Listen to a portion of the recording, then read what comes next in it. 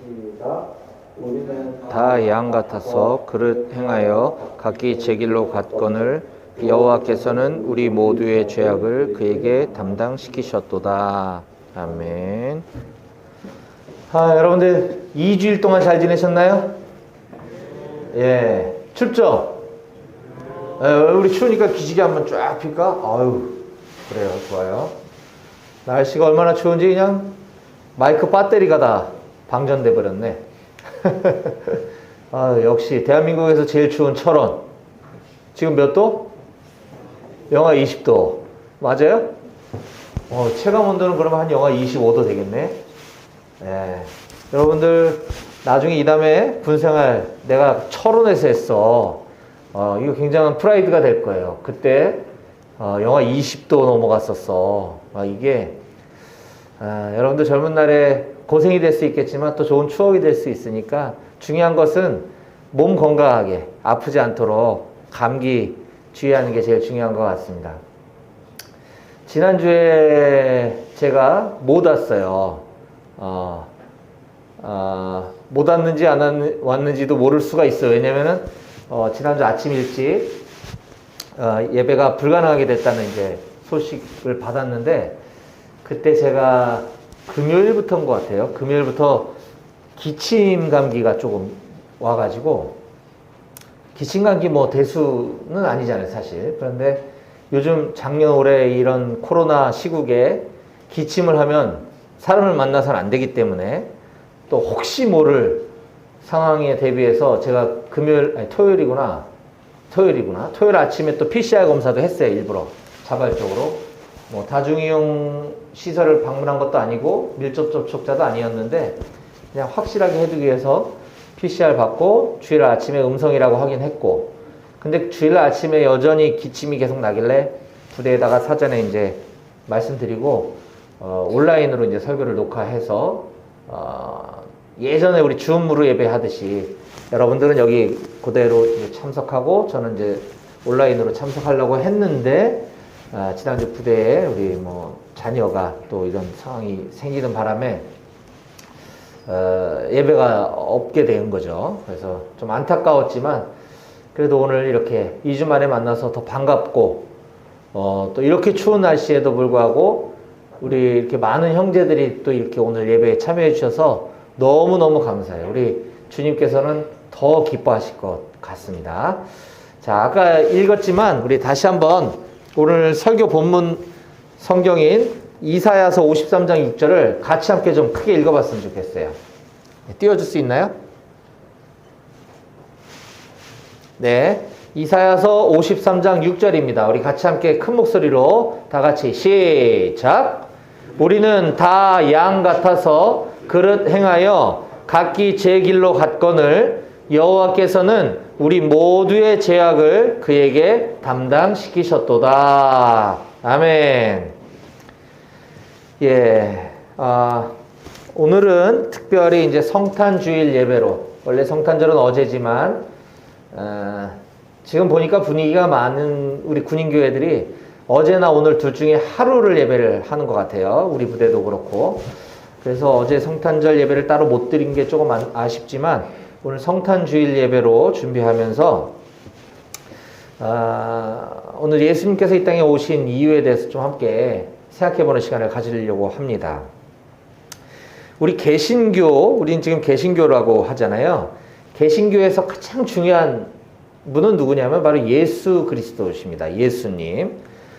물론 이제 하나님도 있지만 물론 삼위일체 다 같은 분이에요. 하나님, 예수님, 성령님 같은 분인데 같지만 또 다른, 좀 어려운 신학적인 건데 설명은 오늘 하지 않겠지만 어쨌든 하나님을 믿는 종교이면서 동시에 예수님을 믿는 종교다. 그런데 하나님을 이야기하는 종교들은 개신교 말고도 또 있어요. 어디죠? 유대교가 그렇고 자기들 주장으로는 이슬람교도 그렇습니다. 근데 이슬람교에서 얘기하는 하나님은 우리 하나님하고는 달라요. 거기는 동명이신이야. 동명이신. 그냥 우리를 헷갈리게 하려고 자기들도 우리도 하나님 믿어 이렇게 얘기하지만 사실 그 하나님은 가짜 하나님인데, 어찌됐든 하나님을 믿는다라고 운운하는 종교는 유대교도 있고 이슬람교도도 있다. 그런데 거기에도 예수라고 하는 인물이 있어요. 유대교에도 예수가 있고 이슬람교에도 예수가 있어요. 자, 그런데 그들이 말하는 예수는 또 우리가 믿는 예수님하고 또 달라요. 뭐가 다르냐 하면 먼저 유대교에서는 예수를 구원자라고 인정하지는 않습니다. 유대인들이 믿는 구약 성경과 우리가 보는 구약 성경은 같아요. 같은 구약 성경을 믿지만 구약 성경은 장차 인류를 구원하실 메시아가 올 것이다라는 것을 예언한 책이 구약 성경인데 유대 교도들에게는 아직까지 메시아가 오지 않은 거죠. 그냥 예수라는 사람이 옛날에 왔다 가긴 했어. 근데 예수가 메시아라고는 믿지 않는 게 유대교인들이에요. 2000여 년 전에 이 땅에 예수라고 하는 하나님이신 그분이 인간이 되어 오셔서 인류를 구원하셨다라고 하는 사실을 유대 교도들이 인정하는 순간 자기들은 뭐가 되냐면 하나님의 아들을 죽인 민족이 돼버리는 거예요. 맞죠?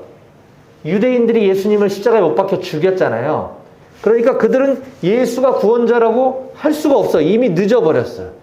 자기네 민족이 하나님이신 그분을 죽였기 때문에. 그래서 그들은 아직까지도 구원을 얻기 위해서는 율법을 잘 지켜야 되고 하나님의 말씀을 잘 지켜야 되고 여기서 뭐 주일날 뭐 음식 먹으면 안 된다는데 음식을 먹고 이러면 안 되는 거예요.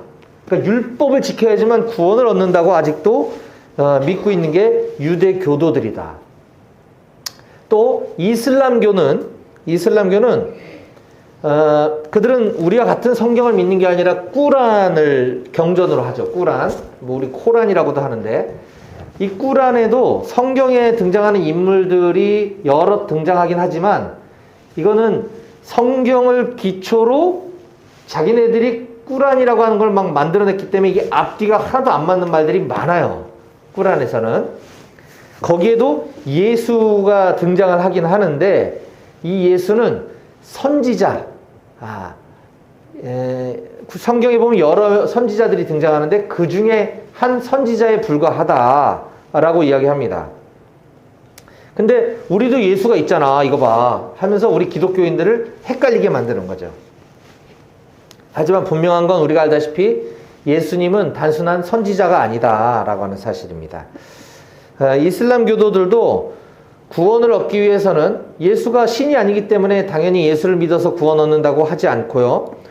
그들이 신과 버금가는 위치로 떠받드는 마호메트라고 하는, 무함마드라고도 하고 마호메트라고도 하죠. 이게 외래어니까 이 마호메트의 가르침을 지키는 것이 구원 얻는 굉장히 중요한 길입니다.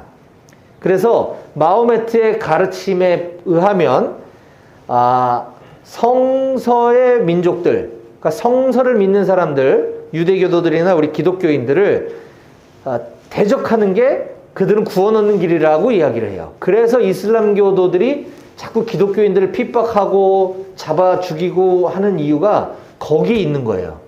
그냥 감정이 안 좋아서 그런 게 아니라 이 샤리아법이라고 하는 이슬람법에 의하면 그 꾸란의 근거에서 또 마호메트가 가르친 그 교리의 근거에서 성서의 백성들은 죽여야 된다라는 가르침이 있어요. 그래야 그들이 구원을 얻는 거야. 뭐 이런 참 말 같지 않은, 그러면서 하나님이라고 주장하는 알라가 하나님이라고 얘기하는데 우리가 믿는 하나님은 사랑이 많으신 하나님, 모든 사람이 구원 얻기를 바라시는 분이 하나님이신데 그들의 하나님인 알라는 성서의 백성들을 죽이라는 등 뭐 이런 말도 안 되는 증오의 신, 두려움의 영, 어둠의 영을 믿는 사람들이 마호메트다. 이슬람 교도들이다. 그래서 거기서 얘기하는 예수는 우리가 믿는 예수와 완전 다르다라고 하는 것입니다. 자, 이와 같이 우리 개신교, 기독교를 제외한 다른 모든 종교에서 말하는 예수님은 구원을 얻는 유일한 길이 아니라고 하는 사실이에요. 하지만 성경은, 우리가 믿는 이 성경은 예수님만이 예수님 도가 아니고 예수님만이 유일한 구원자가 되신다라고 우리들에게 명확하게 가르쳐주고 있습니다. 교회 안 다녀본 우리 형제들도 몇 번은 들어봤을 법한 요한복음 3장 16절, 매우 유명한 말씀이죠. 요한복음 3장 16절에 보면 하나님이 세상을 이처럼 사랑하사 독생자를 주셨으니, 자, 벌써 여기만 해도 이슬람교와 완전 다르죠. 하나님이 세상을 얼마나 사랑했으면 하나밖에 없는 아들까지 내어주셨냐는 거죠. 독생자를 주셨으니 이는 그를 믿는 자마다 멸망하지 않고 영생을 얻게 하려 하심이라 라고 예수님을 믿는 사람들은 모두가 다 구원을 받는다라고 가르쳐주고 있습니다. 또한 요한복음 14장 6절에 보면 예수께서 이르시되 내가 곧 길이요 진리요 생명이니 나로 말미암지 않고는 아버지께로 올 자가 없느니라 라고 예수님께서 우리들에게 직접 말씀해 주셨습니다. 자, 이처럼 우리 기독교인들, 그리스도인들은 예수님만이 유일한 우리의 구원자라고 믿는 사람들입니다. 기독교인들은 예수님이 전부인 사람들이에요. 예수밖에 없는 사람들입니다. 그래서 우리 개신교를 대한예수교 장로회처럼 예수교, 옛날 우리 조상들 조선시대 때는 야수교라고 했잖아요. 야수교가 예수교거든요. 크리스트교, 기독이 그리스도라는 뜻이에요. 기독교라고 하는 뜻이 바로 그런 예수교라고 하는 뜻입니다. 예수님만을 믿는, 예수님만을 유일한 구원자로 믿는 종교, 그 종교를 가진 저와 여러분들은 기독교인, 그리스도교인들인 것이죠. 이처럼 우리의 유일한 구원자 되시는 분, 그 예수님이 누구신가에 대해서 성경은 많이 얘기하고 있습니다. 이 성경 전체가 그 얘기라고 그랬잖아요. 예수님이 누구신가에 대해서 많은 설명들을 해주고 있습니다. 자, 그 중에서도 저는 오늘 이 시간에 성경이 우리들에게 예수님을 설명한 여러 가지 중에 하나인 양에 비유해서 예수님을 설명하는 것에 대해서 오늘 말씀을 전하려고 합니다. 자, 그래서 오늘 설교 말씀의 제목은 다음 좀 넘겨주세요. 양들을 살리기 위해 양으로 오신 예수님. 자, 다 같이 한번 따라해 볼까요? 다 같이 시작. 양들을 살리기 위해 양으로 오신 예수님이라는 제목으로 말씀을 전하려고 합니다. 저는 오늘 이 제목에 대해서 오늘 설교 말씀의 제목을 어떻게 할까 이렇게 묵상하면서 이 제목이 하나님의 심정을 그나마 조금 표현한 것이 아닐까. 오늘 이사야서 53장 6절 말씀을 근거로 좀 묵상할 수가 있었는데요. 우리는 흔히 우리 인간을 구원하기 위해서는 신이신 하나님이 신의 모습으로 이 땅에 내려올 수가 없었다. 우리와 같은 인간의 모습으로 와야지만 우리의 죄를 대신할 수 있었다라고 이야기했었습니다. 자, 그런데 그 사실을 보다 더 쉽게 얘기해 주기 위해서 양이라는 동물이 있는데 그 양이 어떤 특성을 가지고 있고 그 양을 살리기 위해서 예수님이 양으로 올 수밖에 없었다라고 하는 것을 아주 자상한 비유를 들어서 성경 곳곳에서 설명을 해주고 있다라고 하는 것이에요. 자, 그럼 오늘 본문 말씀인 이사야서 53장 6절 말씀과 이 설교 제목에 양으로 비유하고 있는 것에 대해서 지금부터 살펴보려고 합니다. 자, 우선 양이라고 하는 동물, 우리가 흔히 볼 수는 없어요. 우리나라에도 대관령 같은 데 가면 양떼 목장이 있긴 한데, 이 양이라는 동물에 대해서 특징을 잘 정리해 놓은 것이 있어서 제가 한 10가지 정도를 나열을 해볼게요. 자, 양은 이런 동물입니다. 첫 번째, 눈이 나쁘다 그래요. 양은 시력이 나쁜 거죠. 그래서 눈앞에서 뭔가 보이고 나면 그것이 이렇게 물체가 움직이면 그걸 졸졸 따라가는 습성이 있다는 거죠. 그래서 양을 치는 양 치는 개 있잖아요.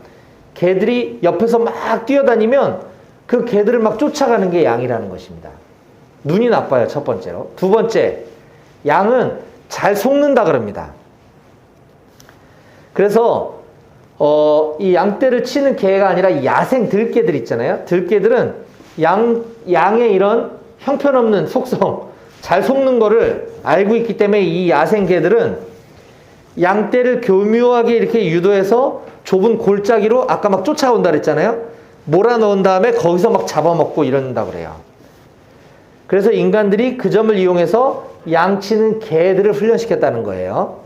자, 잘 속는다. 세 번째 양의 특징. 양은 잘 넘어진대요. 좀 특이하죠? 양의 다리는 단단하거나 강하지가 않아서 넘어질 때가 많고 또 뛰는 속도도 느려서 맹수가 가까이 오면 그냥 쉽게 잡아먹힌다는 거예요. 잘 넘어집니다. 또 네 번째 양의 특징은 한 번 넘어지면 잘 못 일어난대요, 또. 그래서 완전히 뒤집혀져 가지고 눕는 게 뭐 이렇게 귀염 떨라 그러는 게 아니라 못 일어나는 거예요, 지가 스스로. 그래서 심한 경우에는 뒤집혀진 채로 일어나려고 막 양이 발버둥 치다가 배에 가스가 차갖고 혈액순환이 안 돼서 죽는 경우도 있다 그래요. 그냥 넘어졌는데 못 일어나갖고 일어나려고 막 몸부림치다가 죽는 거예요, 양이. 그것처럼 잘 넘어지면 잘 일어나지도 못한다. 다섯 번째 양의 특징은 중심을 금방 못 잡는다는 거죠.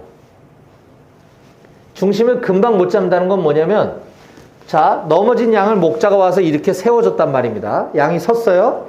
근데 그냥 놔두면 또 쓰러진대. 어린아이가 두발 자전거 잘 못하듯이, 중심 못 잡듯이 넘어졌던 양을 이렇게 세워놨는데도 중심을 금방 못 잡는다는 거예요. 그래서 양이 몇 걸음을 똑바로 걸을 수 있도록 목자가 잘 붙잡아 준 다음에 놔줘야 얘가 중심을 잡는다는 거예요. 굉장히 어린아이가 자전거 타는 연습하는 모습이 연상이 되죠. 또 여섯 번째 양의 특징은 자기밖에 모르고 지 멋대로라는 거예요, 양이. 새끼 양들이 배가 고파서 어미 양에게 다가가서 우유를 먹으려고 하면 보통 엄마들은 자기 새끼 우유를 먹이잖아요. 근데 매정이 뿌리치고 간다는 거예요. 양이라는 동물이 굉장히 온순하고 되게 이렇게 순진한 그런 어떤 뉘앙스를 가지고 있는 동물이긴 하지만 사실은 굉장히 이기적이고 자기밖에 모르는 면이 있다고 합니다. 자, 또 일곱 번째 양의 특징은 방향감각이 없대요. 방향감각. 이건 아까 첫 번째 얘기했던 시력이 나쁜 거하고도 연결이 되는데, 앞에 숲이 있는지 낭떠러지가 있는지 구분도 못하고 앞에 뭐가 가면 그거 쫓아가다가 잘못되는 경우가 종종 있다라는 거죠. 방향감각을 잃어서. 그래서 양에게는 반드시 목자나 양을 치는 개가 있어야 한다는 거예요. 자, 여덟 번째 양의 특징은 양들은 한번 떠나왔던 길은 반드시 다시 돌아가는 특징을 가지고 있대요. 귀소 본능이라고 하죠, 우리가. 귀소 본능. 귀소 본능이 굉장히 강한 동물이다. 또 아홉 번째 양의 특징, 방어력이 없다. 방어력. 양은 자기 자신을 방어할 능력이 전혀 없는 동물입니다. 속기도 잘 속고 시력도 나쁘고 뛰는 속도도 느리고 뭐 여러 가지 복합적인 이유 때문에 방어 능력이 전혀 없다는 거죠. 그래서 양은 누군가가 자기를 지켜줘야만 한다. 열 번째 양의 특징, 죽을 때가 되면 온순해진다고 합니다. 대부분의 동물들, 특히 뭐 염소, 돼지, 뭐 개, 뭐 이런 여러 가지 동물들은 죽음 직전에 죽지 않으려고 막 발버둥을 치는 반면에 양은 자기를 지금 잡아 죽이려고 하는 그 순간에도 그냥 가만히 있는다는 거예요. 모든 동물들은 자기가 죽는다는 걸 알고 막 몸부림치고 소리를 지르잖아요. 양은 가만히 있는다는 특징을 갖고 있어요. 자, 어떻습니까? 열 번째 특징은 조금 예외로 두고 앞에서 얘기했던 한 9가지 정도는 우리 인간의 모습하고 너무 똑같지 않나요? 다시 한번 볼까요? 눈이 나쁘다. 이 눈은 뭐 이 실질적인 눈뿐만 아니라 영적인 눈이라고 얘기해도 괜찮을 것 같아요. 잘 속고요. 잘 넘어지죠. 우리도 인생 살아가다가 어려운 일 조금만 생기면 잘 넘어지지 않습니까? 그리고 잘 못 일어나요. 또 중심을 못 잡고 세워놔도 잘 중심을 못 잡고 또 넘어지죠. 이기적이고 자기밖에 몰라. 방향 감각도 없어. 그리고 자기가 왔던 길로 다시 돌아가려 그래. 우리가 죄의 길에서 돌이켜서 손 씻고 다른 새 사람이 되었습니다 했다가도 다시 또 죄 짓는 경우를 많이 보잖아요. 자기 자신을 지키지도 못해. 네, 이처럼 양은 인간들의 특징을 굉장히 많이 가지고 있는 동물이다라고 하는 것이에요. 자, 그래서 오늘 우리가 읽었던 본문을 다시 한번 찬찬히 읽어보면 이렇습니다.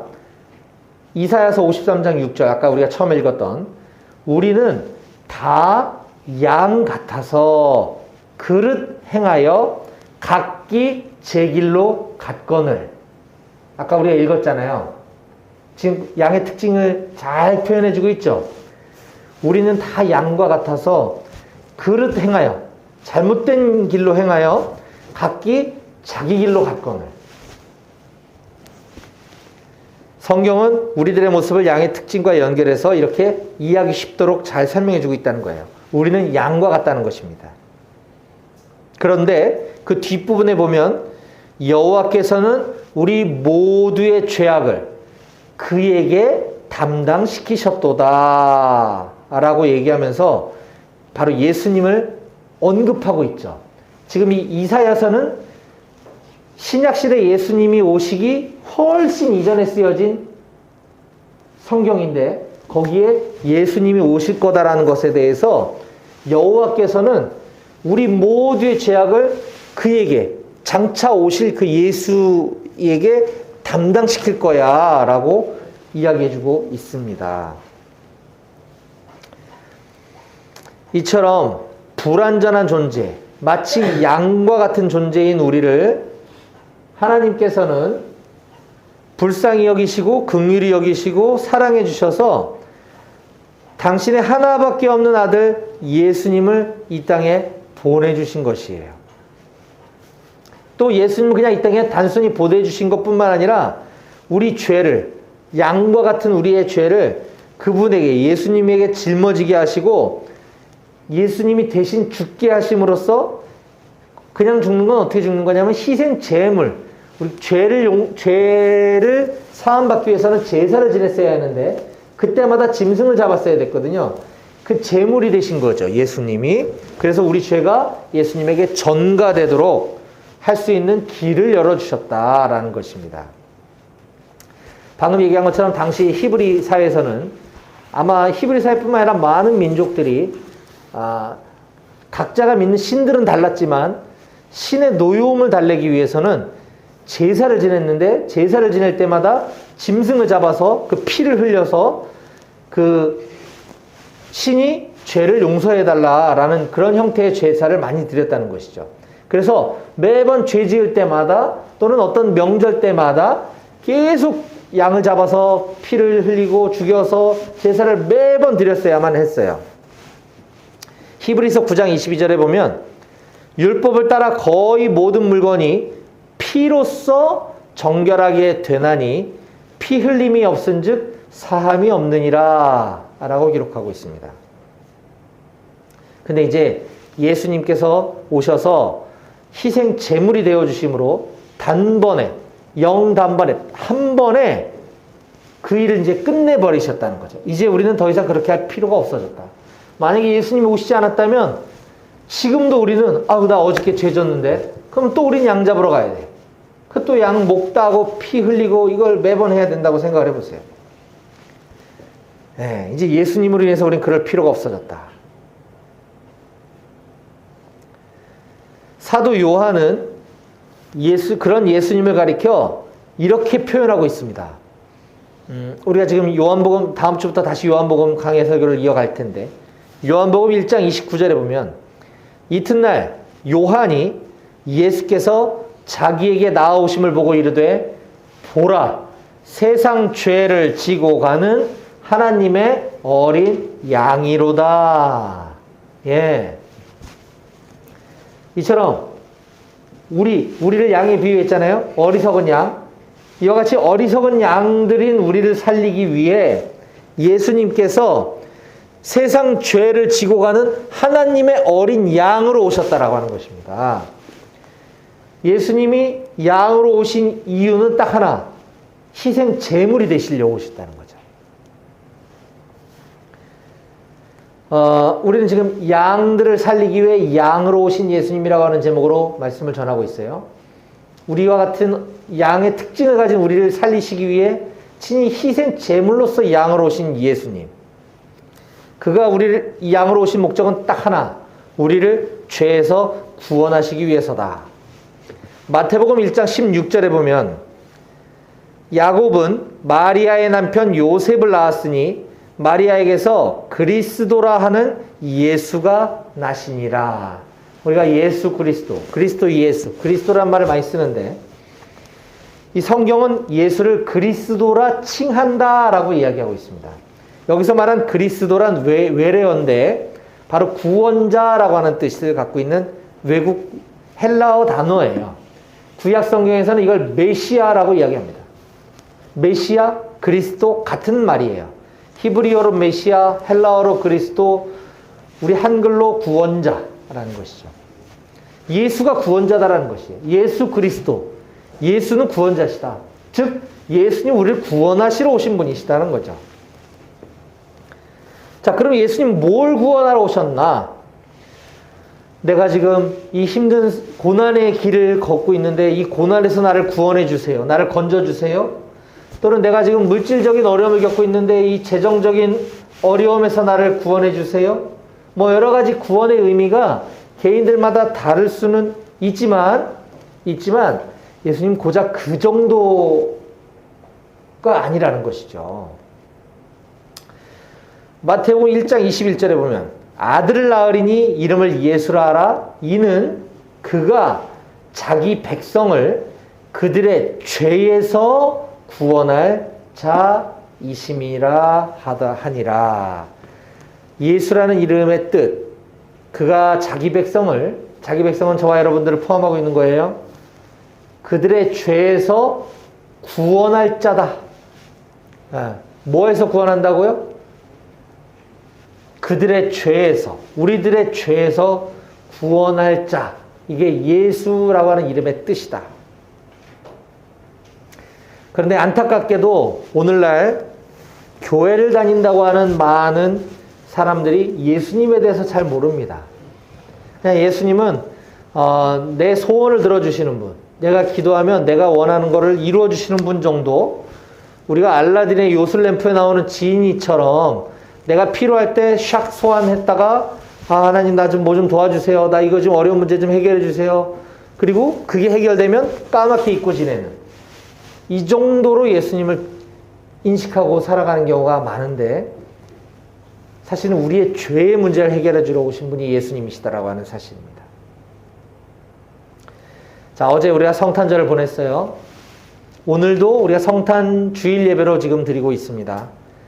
이처럼 예수님이 이 땅에 오신 목적은 그것도 아주 보잘것없고 형편없는 특징을 가진 짐승인 양으로 오신 이유는 바로 우리를 죄에서 살리기 위해서라고 하는 사실을 꼭 좀 기억해 주셨으면 좋겠습니다. 낮고 낮은 우리를 위해 죄에 매여서 죄의 종로로 타던 우리들보다 더 낮은 모습으로 이 땅에 오신 예수님.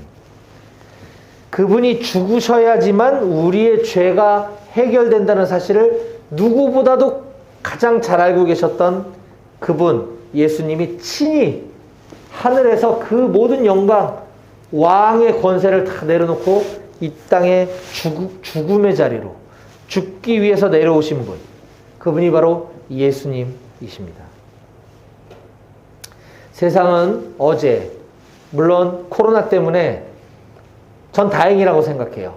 성탄절 분위기가 예년처럼 막 이렇게 떠들썩하고 막 그러지 못하죠. 지금 밖에 음식점, 술집 이런 데 가면 일찍 문 닫게 하고, 그래서 뭐 불만도 많고 하지만 저는 기독교인으로서 그 부분만큼은 참 다행이다. 코로나 때문에 이 성탄절날 밤늦게까지 흥청망청 부어라 마셔라 시끌벅적, 성탄절이 마치 예수님의 생일인데 예수님 어디로 사라져버리고 그냥 지그들끼리 즐기기 위한 문화 행사처럼 전락해버린 이때에 그런 분위기가 사라지고 있는 건 정말 다행이라고 저는 생각해요. 이제부터라도 성탄절에 예수님을 다시 기억하고, 산타크로스 어디서 나타나 산타크로스는 저리 치워버리고 이제부터라도 예수님 태어나신 그 성탄의 의미를 제대로 우리 가슴에 새기며 우리를 구원하시기 위해 이 땅에 오신 예수님에 대한 그 기쁨과 감격을 오직 예수님께만 드리고 이 사실을, 이 놀라운 사실을 우리 주변의 모든 사람들에게 잘 전하고 알릴 수 있는 우리 대구교회 청년들이 다 되실 수 있기를 주님의 이름으로 축원합니다. 아멘. 기도하시겠습니다. 하나님 아버지 감사합니다. 정확한 때와 시기는 알 수 없어서 그냥 우리들이 나름대로 정한 예수님 생일이 어제였습니다. 오랫동안 예수님이 주인공이셔야 하는 이 성탄절에 수많은 사람들이 기뻐한다고는 하지만 예수님은 어디로 치워버리고 산타클로스를 즐기며 서로 자기들끼리 선물 주고받으며 흥청망청 보냈던 이 성탄의 의미를 다시금 새롭게 되새길 수 있도록 하여 주셔서 감사합니다.